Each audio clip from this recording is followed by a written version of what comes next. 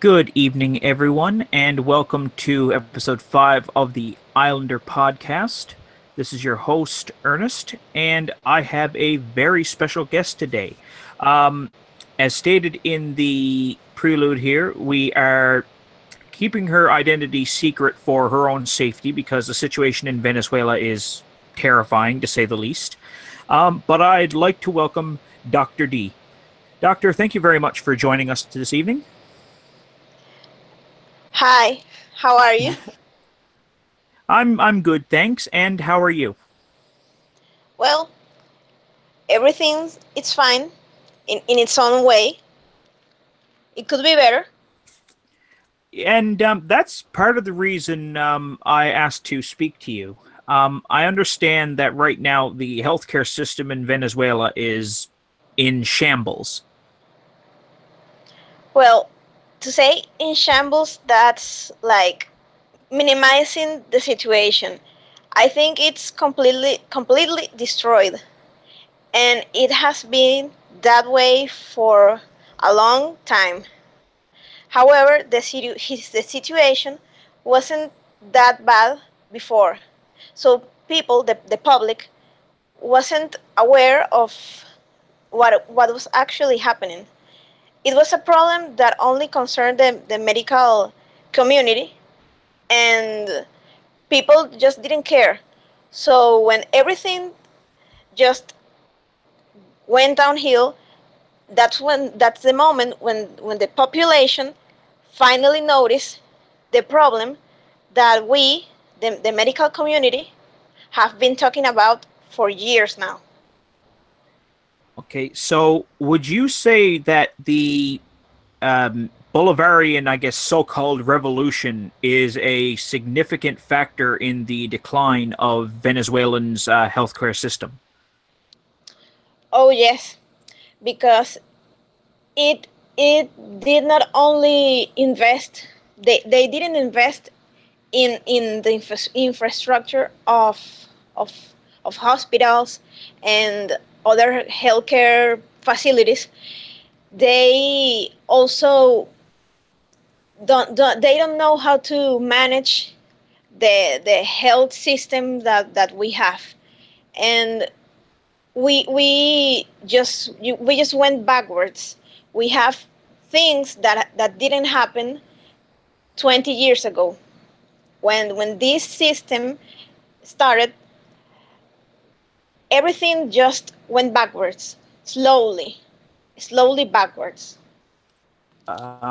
So are you seeing now diseases that, here in, say, for example, Newfoundland, that we probably wouldn't have seen, or in most, most developing countries? Yes, many diseases that can be prevented by vaccination, by just simple measures of hygiene, like having clean water, clean running water, or just doing vaccination schemes, and like measles, for example. You didn't have measles in Venezuela 20 years ago. You didn't have malaria 20 years ago in Venezuela. In fact, it was eradicated on more than 40 years ago. It was eradicated from Venezuela, malaria. And TB, tuberculosis, um, it was a disease that we have, but it was on a stable level.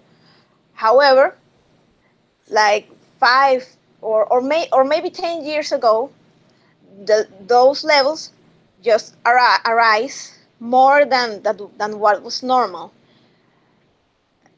Yeah, a lot of diseases that we didn't have before.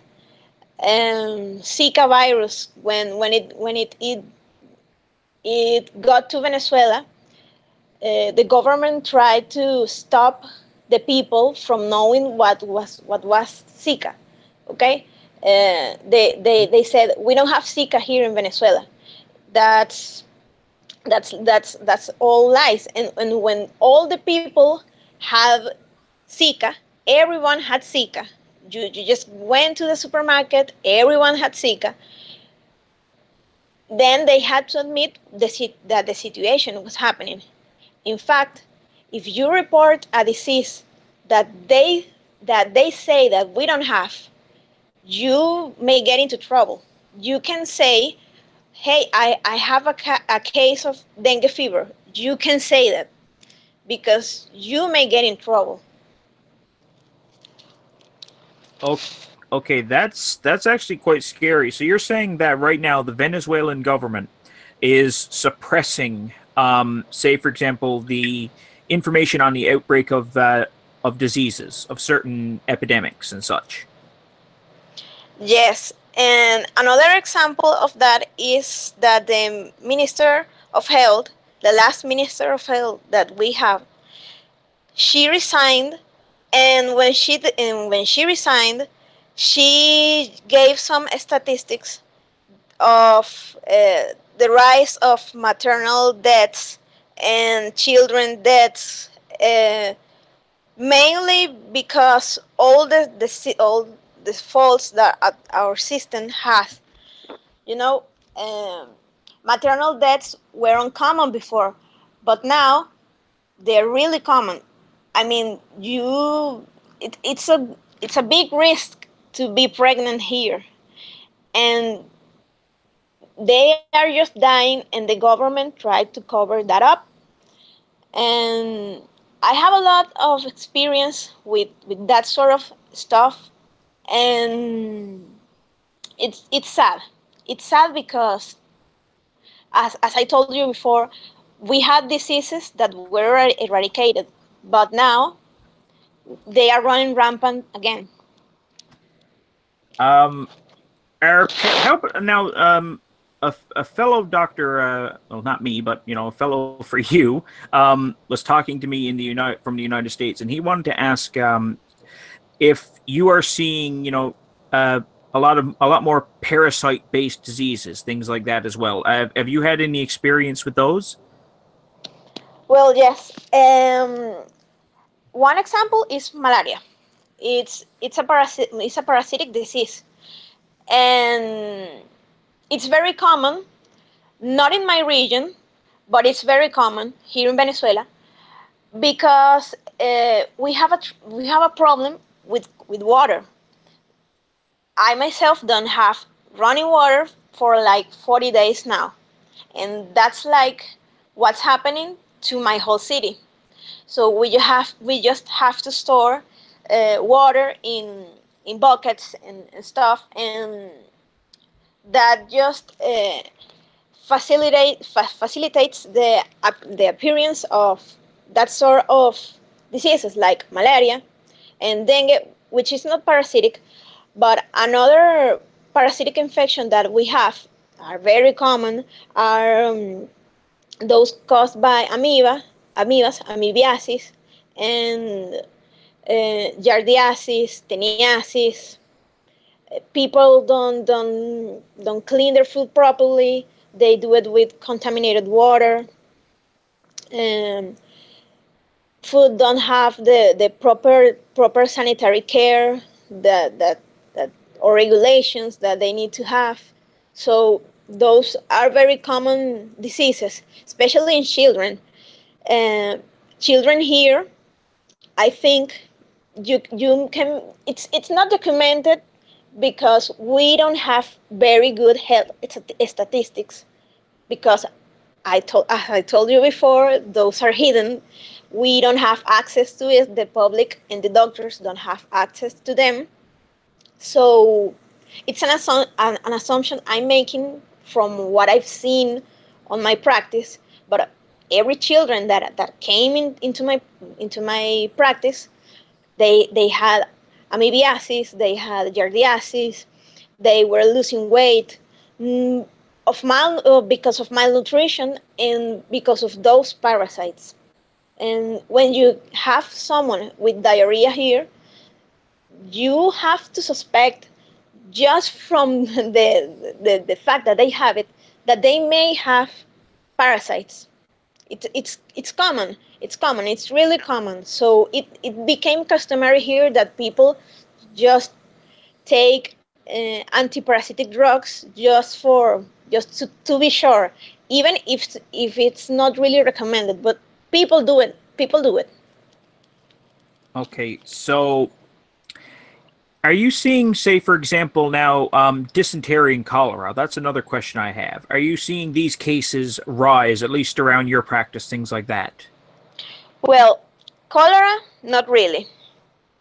Not caused by the pathogen that causes cholera as itself. But we here have what it's called dysentery, okay, and Mm-hmm. that's another name for diarrhea with blood on the stool, okay. So when you have a an infection caused by amoebas, many patients have blood on their stools. So it's called a dysenteric syndrome, but it's not caused by cholera. You have to do the test so you can be sure of what's really the cause of it. But cholera, no. I haven't seen it, and I don't think it's documented either. Okay, thank you. Um, so what about, for example, say medications and supplies? Are you receiving adequate, especially, I mean, I should say in both the private and the public sector, because Venezuela does have a two-tier healthcare system. Am I right? Um, Yes, we have a public system and a private system. The public system, um, it's mainly controlled by the Ministry of Health, and it has several divisions. You have the Social Security, that is an autonomous uh, being. You have the regional offices of health. So you have hospitals that are controlled by them, and you have another system that is also public, that is called barrio adentro, mhm. and the people that work on them. It's a controversial topic, but those are not people that studied on the autonomous universities that we have. Okay, medicine here it's taught on public universities, autonomous universities that are not controlled by the government.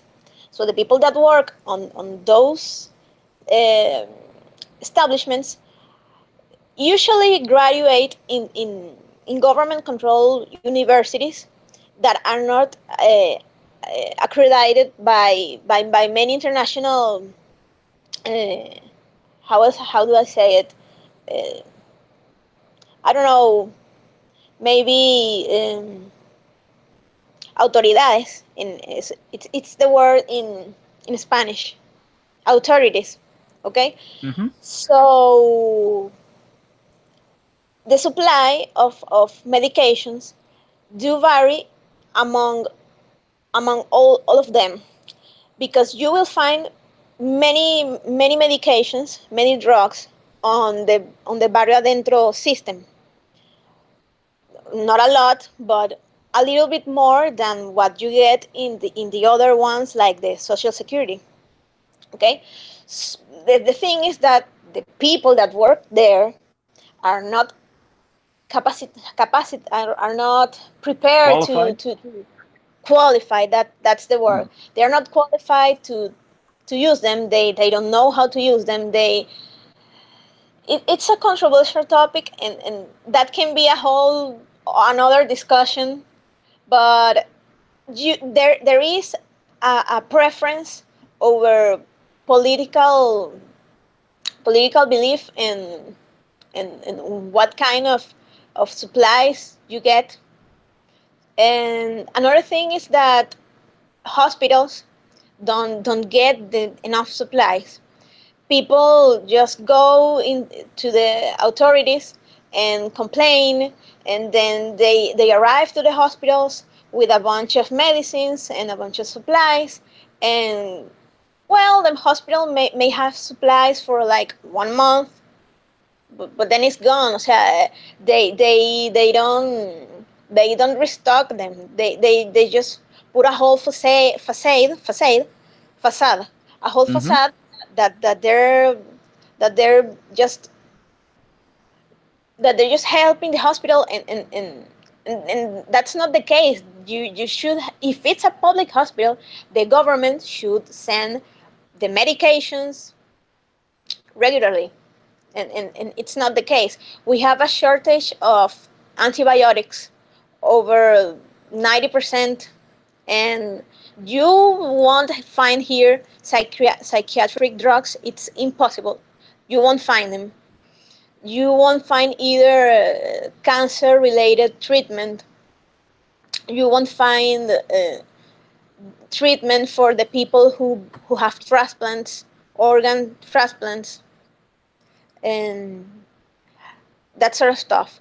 In the private system, it's a little better, because you do have people that are paying, and they have better opportunities to get supplies.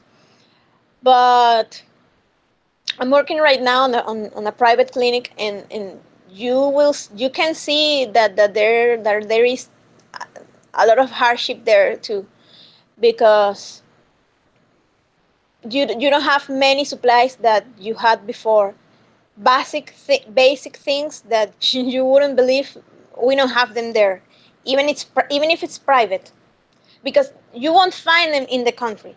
You won't find them unless you, I don't know, you take them out of the black market. I don't know. Um, is the black market very prevalent there, like in terms of like what you in order to obtain, certain drugs that you won't get through regular methods? Yes, mainly they are imported from another countries, but uh, it's not. They don't have a measure to so they can control that influx of medicines. That's why it's very difficult to send medication to Venezuela, because they don't they don't how do I say it, they won't get out of the airport. The customary there, they won't leave you to take them out of it there. Okay, so if you have medications that you are taking with you, you need to be careful, because they get suspicious, and you can send here a box of medical supplies, because the government won't allow it. They don't want to admit that this is happening.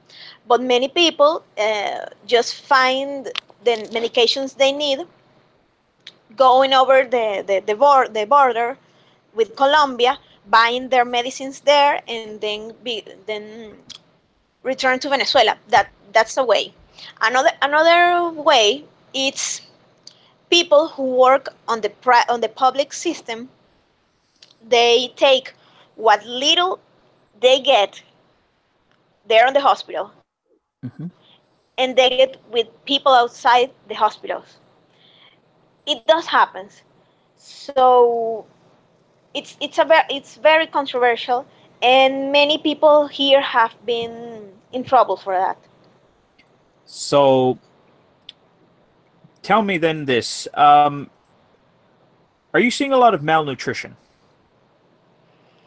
Well, yes, there's like, you take a walk on the street, and you will see it. You don't need to be a doctor to actually know what's happening here with the food problem. It mainly started with children. They were the first one affected, and then old people. Those were the next. But there was a moment when, in practice, I just saw adults with malnutrition. It's not only that they are underweight.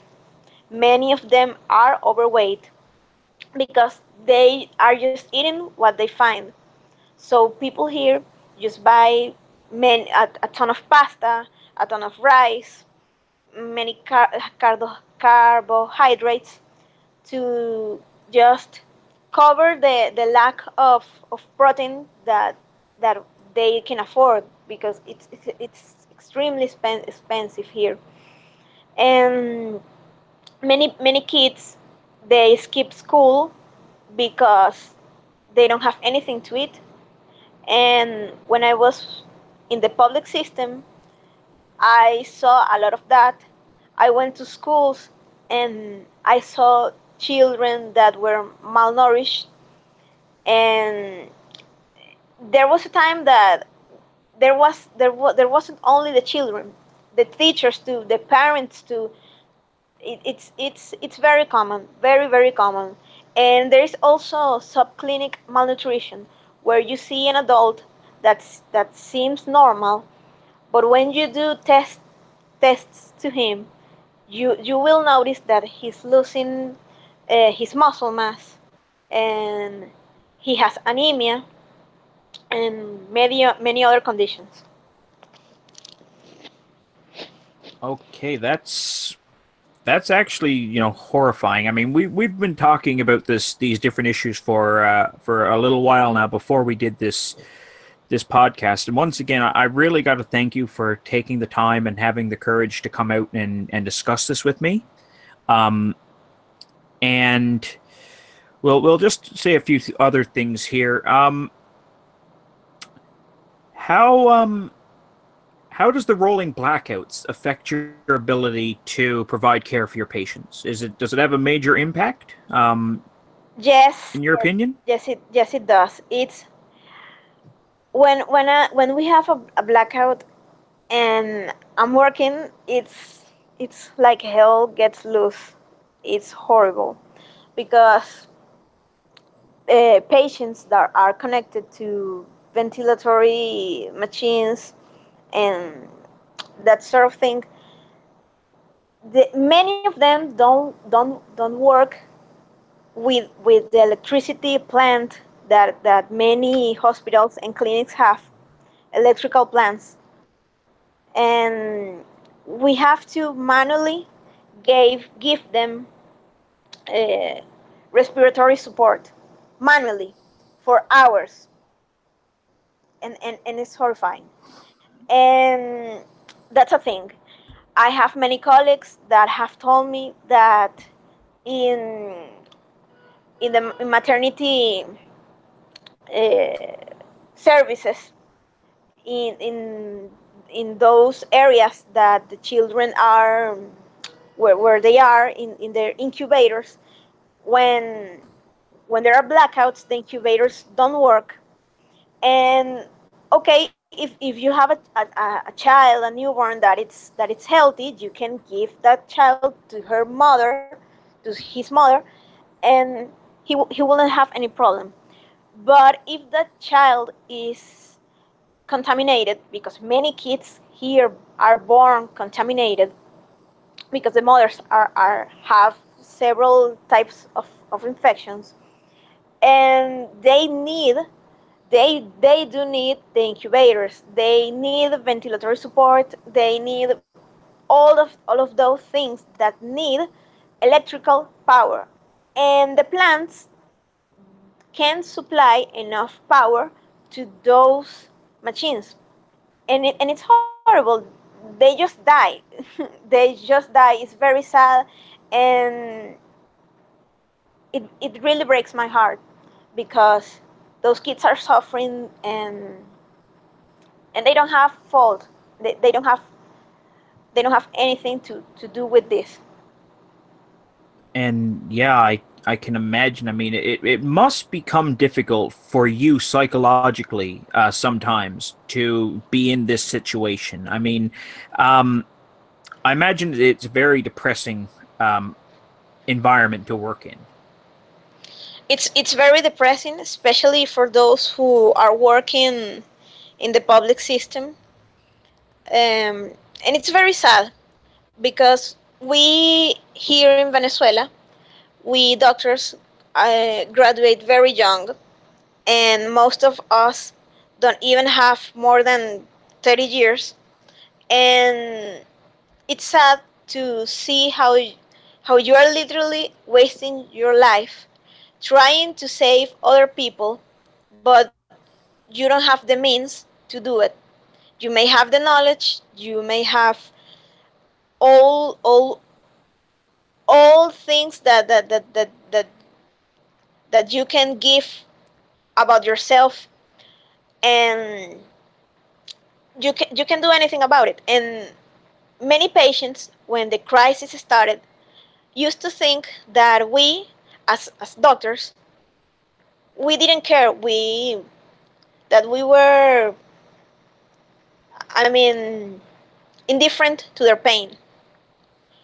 But they slowly realized that we we do care. We do suffer with them.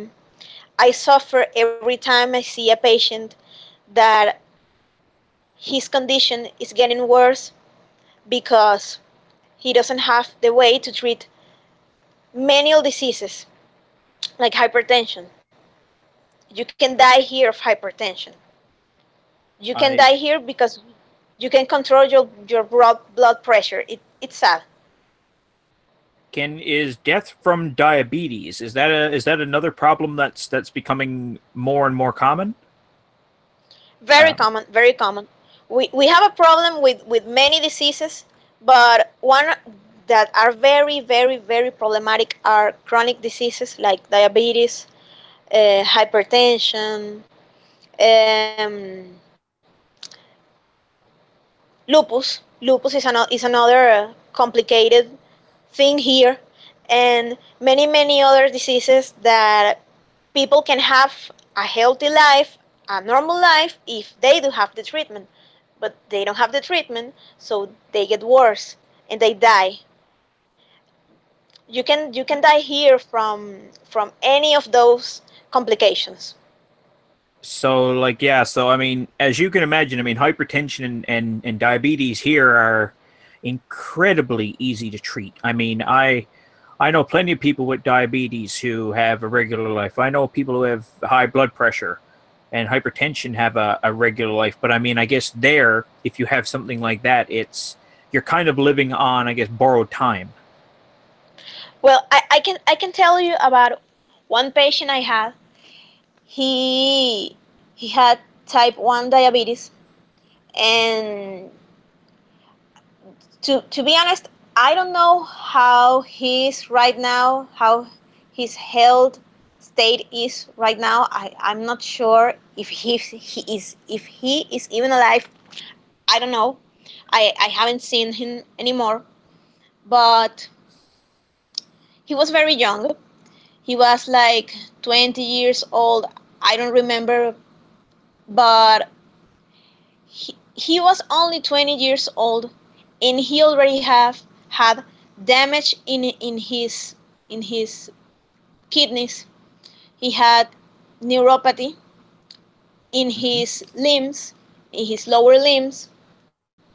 He had TB, tuberculosis, and he had all those stuff just because he was diabetic and he couldn't find his proper treatment. He couldn't find insulin here. Insulin here is very, it's very hard to find. And when you are dependent on insulin, you have your day's number. So people here just suffer every day trying to find it, and I don't really know how they do it, because if that would be my case, I would be completely depressed. And in fact, I have read of several people who have actually committed suicide because they couldn't find treatment for their diseases that they have. That's terrifying. I I'm really sorry that you have to go through all of this. Now going quickly back to what I said there about, the psychological effects of dealing with this every day, does the Venezuelan government have any support services for doctors right now and frontline medical personnel? Because, like, for example, here in Newfoundland, um, we have a lot of post-traumatic stress disorder for, our responders, like the ambulance teams and police. Are these services available for someone like you or for the ambulance medics? No, not really. And there isn't any for the general population. We don't have psychological, psychiatric support. Many doctors here have burnout syndrome. I myself didn't stop working for like 3 years in a row. I didn't have any vacations in or holidays during those 3 years, and I was pretty depressed, and I was not the only one. My colleagues were are because they still are. They still depressed. I know many doctors who are actually suicidal, and and we don't have any support. We just we I just more pressure to give more and more and more and more, and we don't have the means to do it. And when something bad happens here, it's always the doctor's fault, and that's what the government believes. So let's suppose that you here have a patient that's very in very bad state, and he dies in your care because you couldn't do anything for him. And the one who will get in trouble is you, because I don't know, they will think of a weird excuse to pin down something bad at you and tell you that it's your fault when it isn't. And there's a lot of pressure, a lot of uh, threats, and and we don't have any support really. We don't have. I know of several doctors who have got together and done some support circles, but by themselves, and it's mainly done by uh, psychiatry residents, and but that is something that is just a few people, that it's not very widespread. Okay, that's that. I thank you for that. Now I'll say I'll now we'll move it a little bit away from the medical right quick and just get your opinion on what's the situation there recently. How dangerous is it right now to say for someone like you or for anyone in Venezuela to criticize the PSUV or the party? Well, it's really dangerous. It's really dangerous. It's dangerous if you do it on social media. It's dangerous if you do it on face to face with them. I know people who have had altercations with people from the PSV, and they don't end well. And I don't know if you're aware of if you remember that several years ago we had many protests here in Venezuela, Yes. and many young people were jailed, because just protesting, and many of them were just walking down the streets, and the National Guard just took them, and you never knew what happened to those people. It's it's sad, I and I it's guess you must. dangerous. I guess you must be very scared to discuss anything like in public or even privately, because I mean I imagine that the security services are they pay a lot of attention to who's talking. Um, Well, and it's also that when you are, especially in the workplace, where you're in a workplace, you have to be very careful of what you say. It's not like, you know, I'm in another country and suddenly someone talks about politics and I say I don't like that guy, I don't like that candidate. They just laugh and everything, it's okay. But here, if you say I don't like whatever person, I don't like that candidate, I don't like the PSV, I don't like this government, um, people will snitch, and you may get fired because allegations like that. And when you work in the public system, you can do it. You can speak about anything because they will mark you as a non-conformant person, and it's difficult. But in the streets, there is a lot of unhappiness with this government, and when you are on a line in the supermarket, everyone is bitching about the government. Everyone is criticizing the government. Everyone, and and it's common. But you have to be careful in certain places, in certain situations. You can speak to the police. It's like a death sentence. You can speak to the National Guard. Don't do it because you don't know how your own safety will be affected. We are scared of them.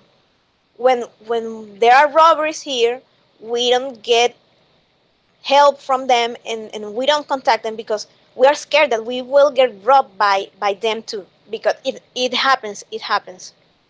so you mean the police and the National Guard will rob you? Like, Yes, I know many cases. It happens on the streets, it happens on airports, it happens in many places. Or you will get some kind of passive aggressive, uh, like threat, like if you don't give me 1 kilo of cheese, you can go down the street because I don't know, I will take you to the police station. That sort of stuff. and here's the other thing too. Like, we've heard a lot of things about the Colectivos. Are they really as dangerous as some media outlets have said? Like, are they really like pretty much a government militia? Oh yes, yes, yes, they are. And there are cities that are like controlled by them, completely controlled by them. And and you have to be careful when you go to those places.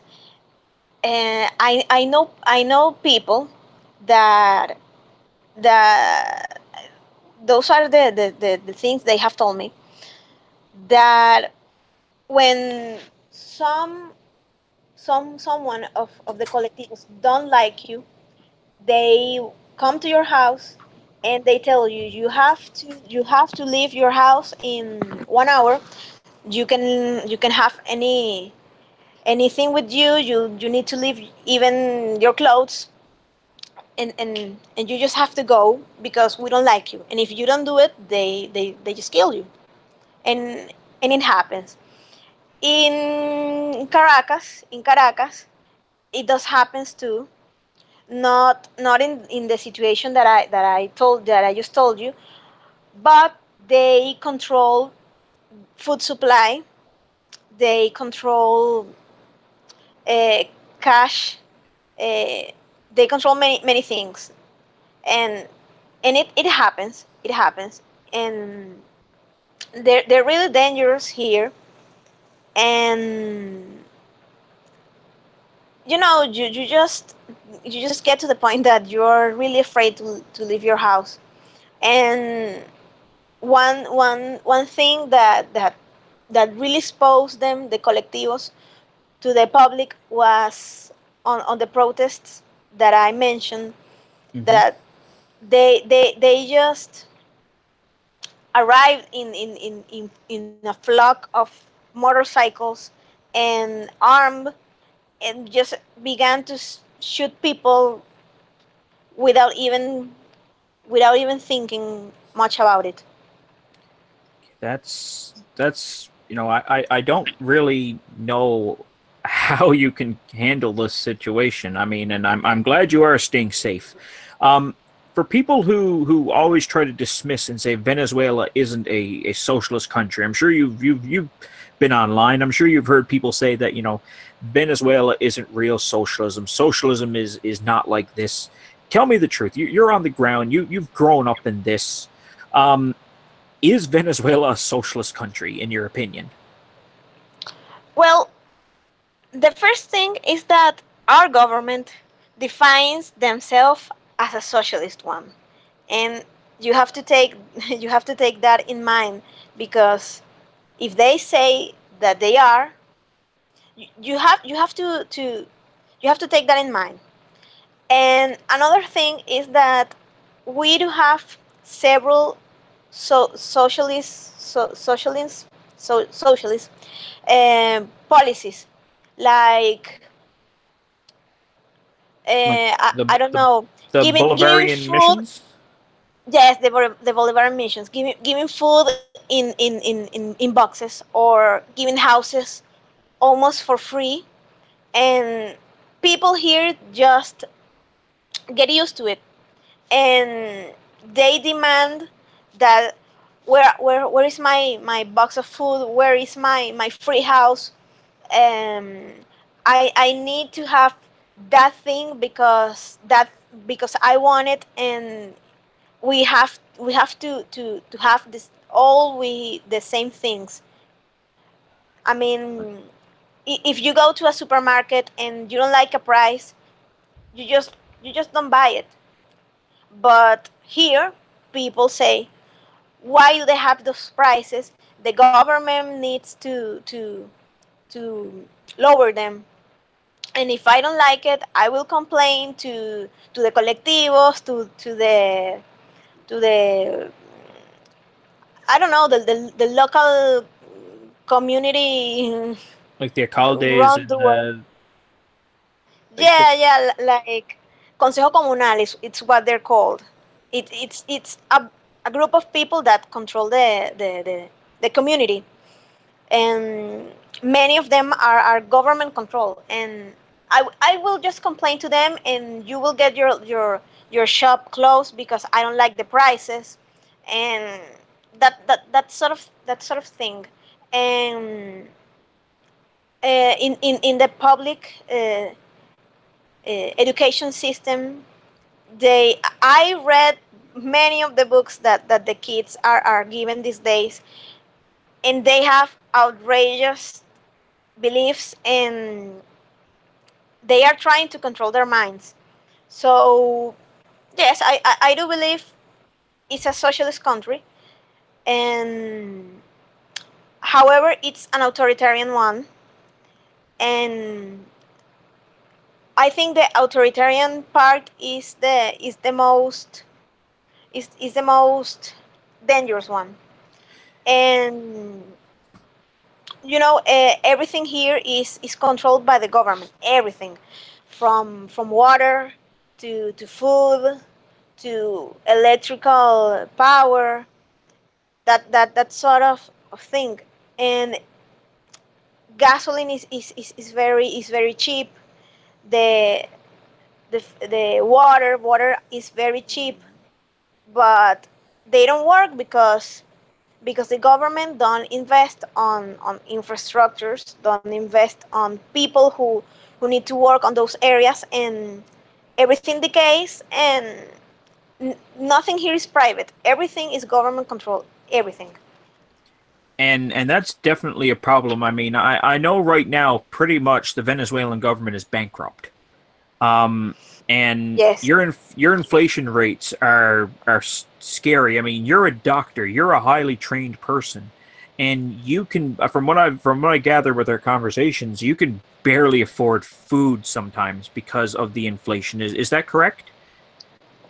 Well, yes, it's it's a very very difficult topic for me because I do suffer a lot because of the inflation, and you know you just get paid one day and the next one you go to the market, and what what what what you got paid can actually can pay what you need to buy on the supermarket.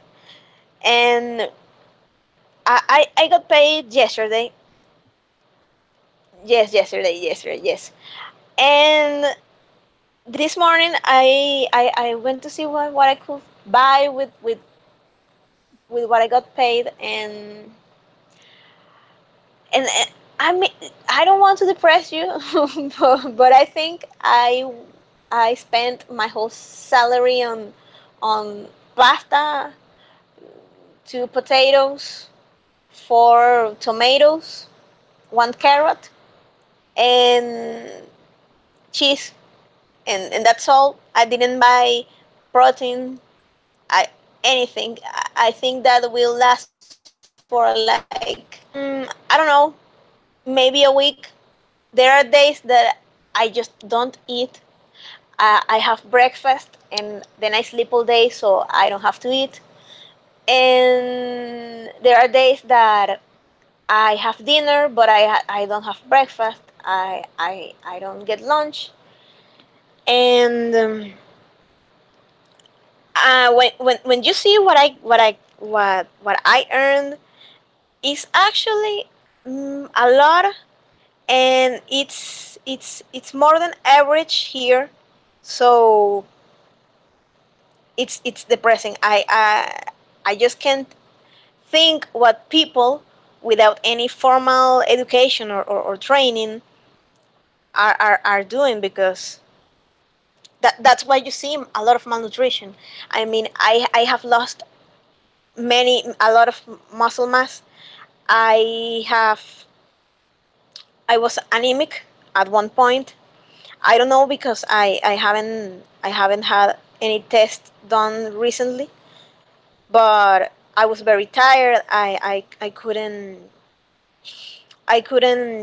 do many heavy physical activity because I was tired because of the anemia, and that sort of thing. And many people here are suffering the same. Many doctors I know have 4, 5, 6 jobs, and those 6 jobs are not enough because they have to maintain their families, and and they don't have enough to do it.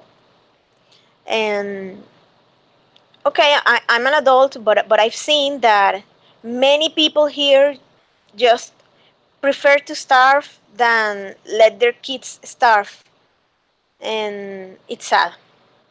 So, um, back to a little bit of medical. Then, are you starting to suffer in your own personal opinion? Are you suffering a bit from malnutrition as well, or are you a little bit luckier than some of your colleagues? Well, I think that for the training I have had, in my credentials, I'm on a level that an average level. All those people that have had the same training as me, we are on the same level, because specialists do make a little bit more of money and they are not that malnourished. But many of us are losing weight very quickly, and I'm not underweight, but I've lost like 7 kilos Wow. in 3 months, maybe.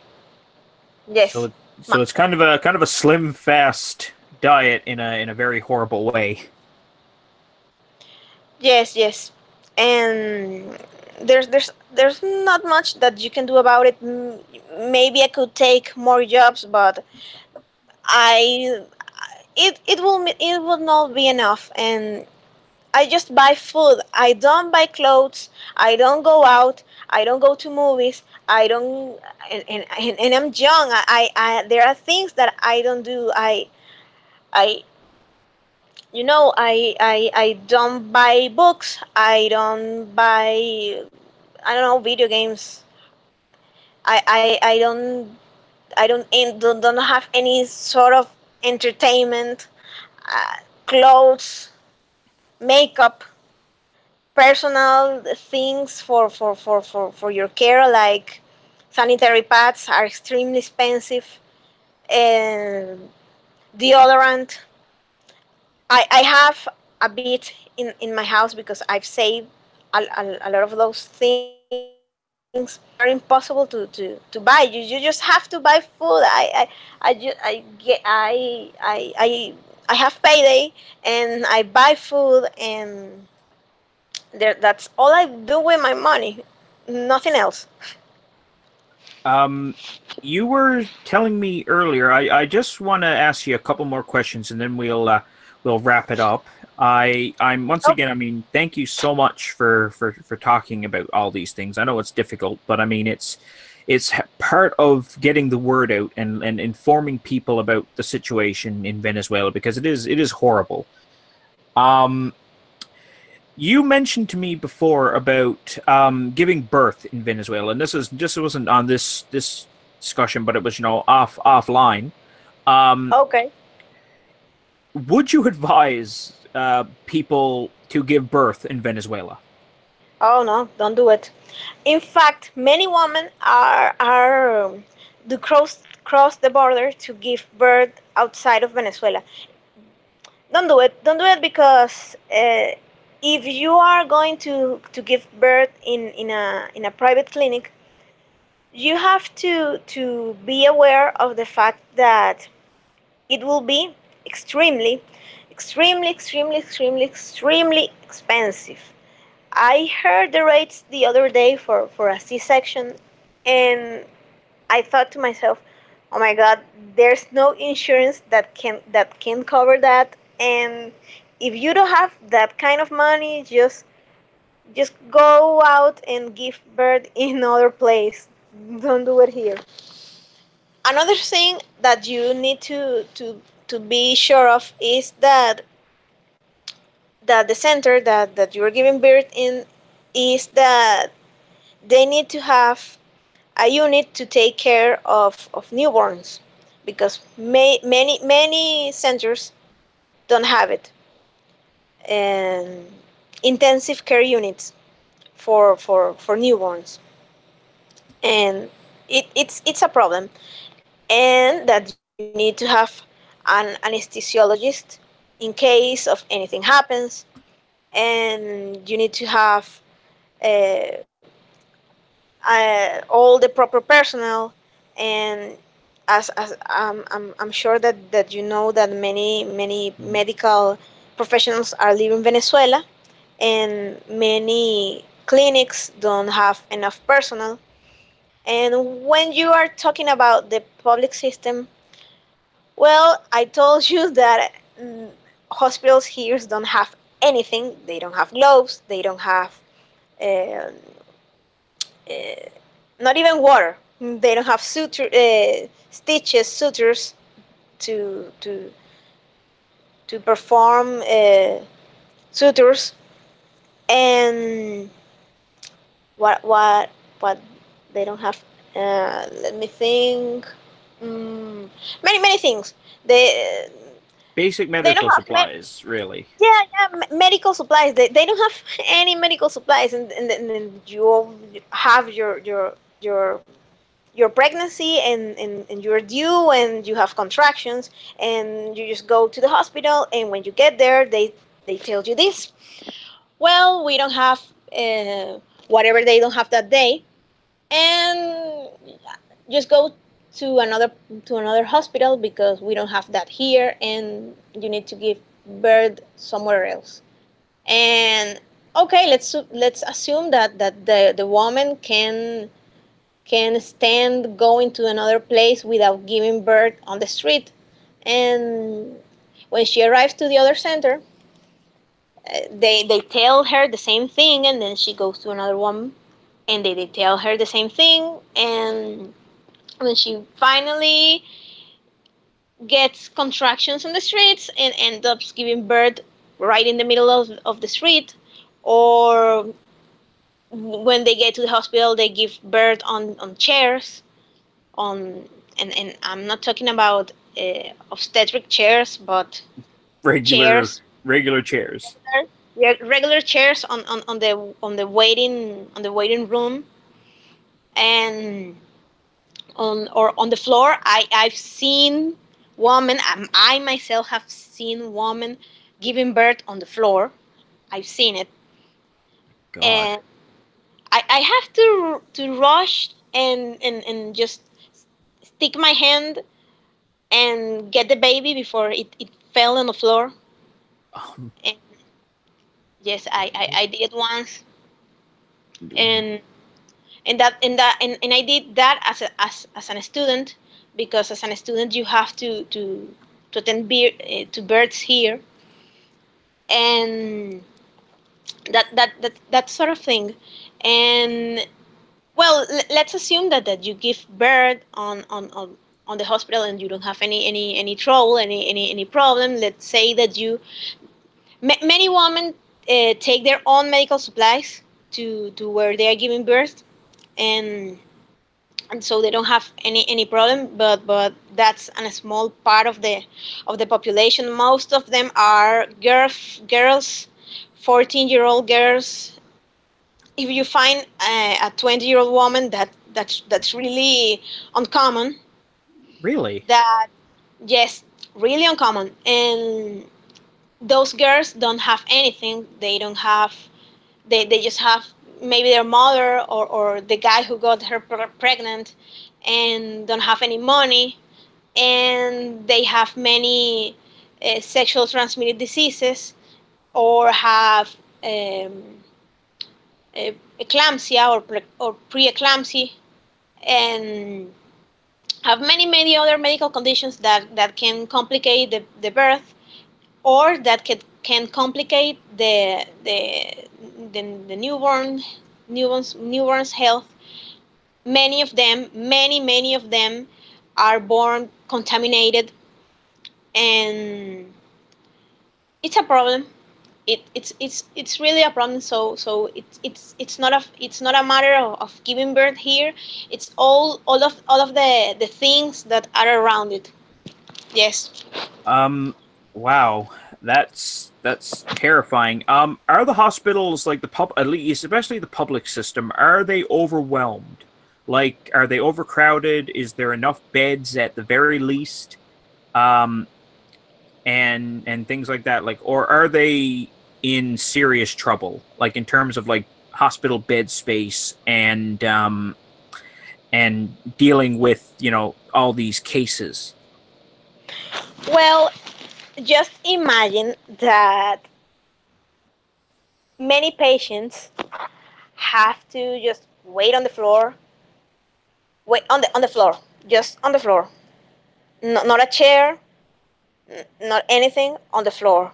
And when they are admitted to the hospital, they are on the floor. They are still on the floor. And you know what's the hardest part? That if the patient is on the floor, it will be the doctor's fault. They will blame him and say, why is that patient on the floor? Why couldn't you get a bed? Why couldn't you get a chair? And maybe there isn't a bed, or maybe there isn't a chair. So they blame you. And no, there aren't enough beds, and that have been a problem for many years, and many decades. But because the private system, it alleviated many of the overcrowding of the hospitals. So, but since all the crises, they have become very expensive, and not many people go to private centers, and many hospitals are not working as they were before, so people just avoid them, and then you have overcrowded hospitals, and it's horrible. It's horrible. Not Um, enough beds. Yes. Now there's one or two other things, if you don't mind me asking. Um, for example, say, like, due to the shortages, are the hospitals, or have you heard of cases where they are, say, reusing needles or reusing um, things that could be easily contaminated? Well, needles. I haven't seen. I'm talking about my personal experience. I haven't Mhm. seen reuse. I don't think that they do it. Um, many times they use improper needles to do some kind of procedures, but because there isn't anything else, that's a thing. But they do reuse some things like I don't know how to say gasas in English. In English, uh, I mean, clothes Mhm. to Like, clean the patient gases. yeah, I think. gauze. Yep. Okay, yes, that. And I've seen them being reused. They they re-sterilize them, and they use it again.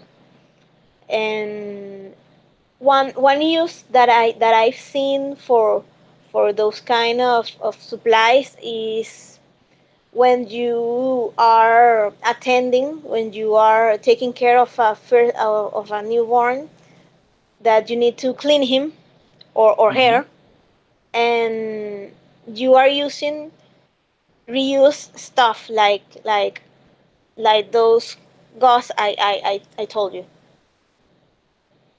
Yeah. They are re-sterilized, and they are thrown in a basket, in a specific basket, and they take that basket and clean that basket apart from other things. They use special machines to sterilize those things, and they are reused. It's the only thing I've seen that is reused. I can't think of anything else that like that. But Okay, that's. But I mean, I imagine though that that doesn't help a patient's chances. I mean, I imagine that that can cause a lot more complications. yes, Um, because it can cause infections. It can. is having, say, HIV right now because of the lack of retroviral drugs? Is having HIV there a death sentence right now? Yes, because HIV and antiretroviral drugs are given by the government. They are given by the Social Security and in major hospitals by programs of the government. And Venezuela had a good supply of antiretroviral drugs before. In fact, many people here lived with HIV and had a normal life because they were treated. But you can't find them anymore, and when you do find them, the supply is smaller than what used to be before. Many I know people that import them from out of the country, as I explained you, the black market, and it's a death sentence because HIV it's a condition that can cause you to be more more vulnerable to other infections.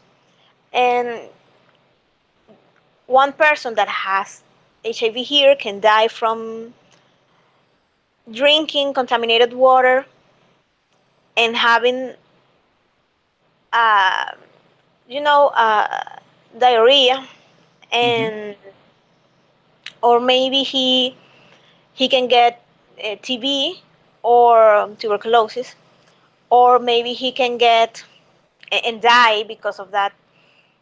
It, in fact, is very common here. In fact, TB and HIV go hand in hand here in Venezuela. It's very, very, very common. And like you wouldn't know, there are complete populations with that here. Wow. Or, or they can die from a pneumonia, or and a pneumonia from pathogens that don't affect people who are healthy, not normal, you know, healthy by normal standards. I mean, and they die.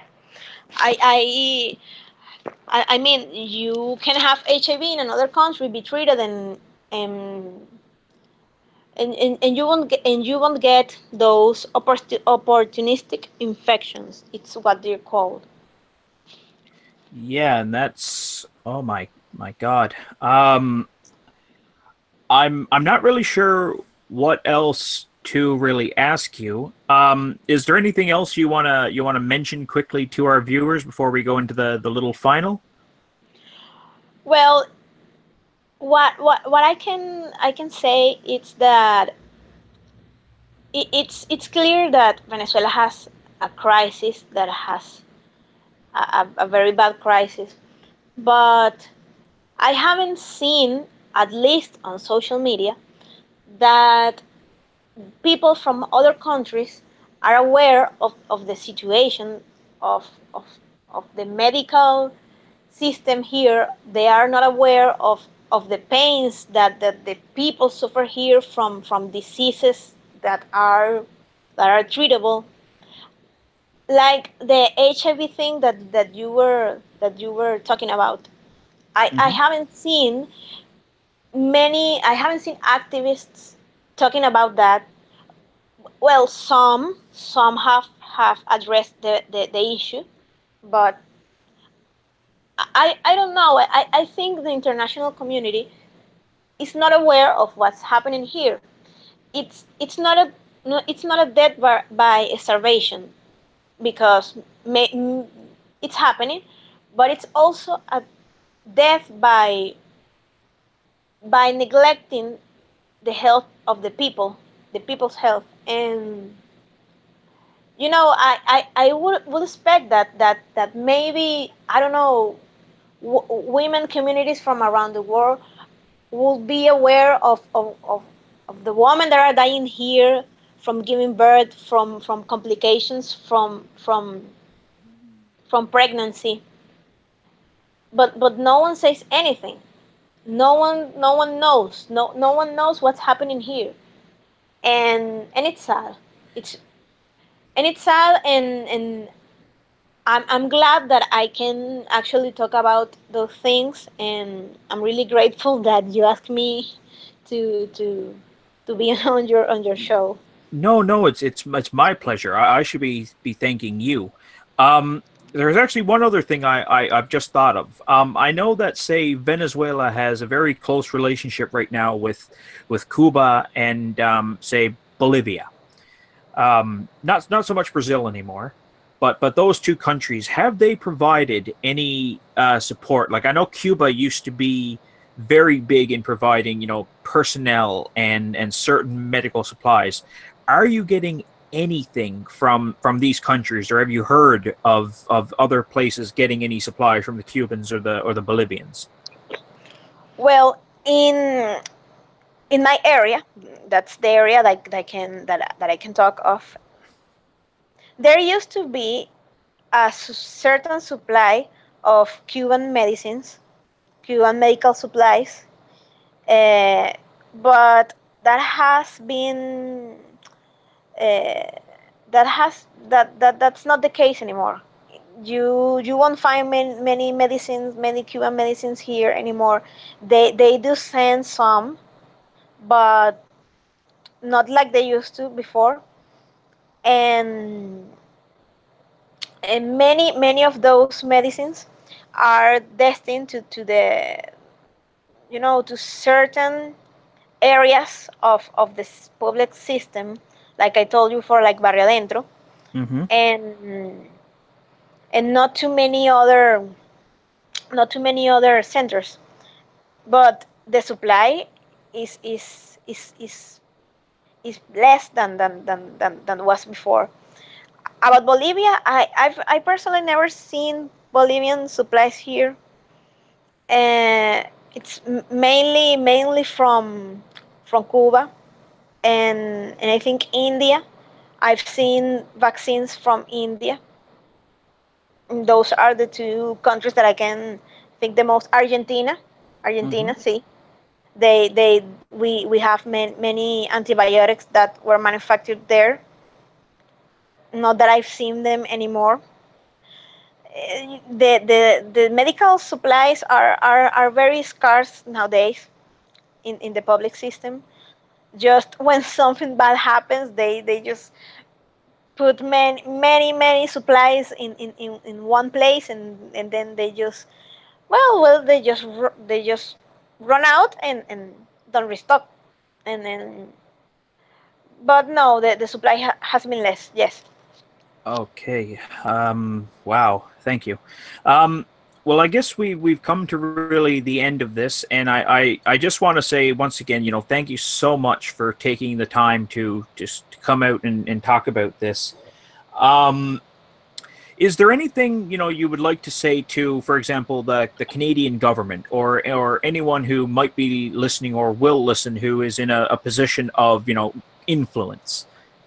Um, Okay, well, the first thing that I would say is that they listen to their own people, and and their and their and their needs. That don't ignore them. I will say that, because Venezuela is a cautionary tale for all the countries in the world, that you don't have to end up like this. And I will say that. And another thing that I will say is that you need to be aware of what's happening here, and that it's a humanitarian crisis, what's happening down here. And many people are dying every day, and those people aren't account for. And it's a silent war, and it's sad. That's what I would say. And I don't know, just don't get your country like ours. Just listen to what people have to say about it, and just take care of the health system, because the health of the people, it's one of the most important things that a country has. And it's a tragedy what we have here. Yes, like that. yeah. Well, thank you very much, Doctor, for taking the time on this. I hope that we'll be able to do this again soon when I can get a few more people on to discuss this with you and have a much better conversation. I mean, we've had a great one now, and I'm really grateful for you taking the time to do this. So, I mean, honestly, thank you very much, and I'll have to say, of course, Viva Venezuela Libre, and I hope that it comes back to a place where people have a chance at a decent, healthy life. So, thank you very much for your time, And please take care of No, thank yourself you. and stay safe. Thanks. Thanks for Okay. inviting me, and I hope we can talk again some other time. Definitely. Thank you very much, Doctor. Have a nice night.